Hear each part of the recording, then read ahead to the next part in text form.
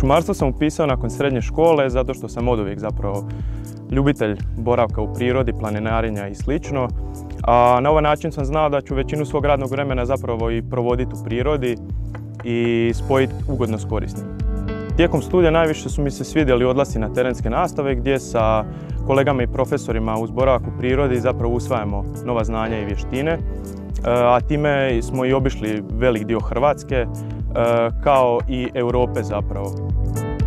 Sa završetkom studija zapravo nam se otvara velik broj opcija budućeg posla i karijere i smatram da je šumarstvo struka budućnosti, naročito današnje vrijeme velikih globalnih promjena i propadanja ekosustava, čime se mi bavimo zapravo spašavanjem i revitalizacijom staništa koja propadaju.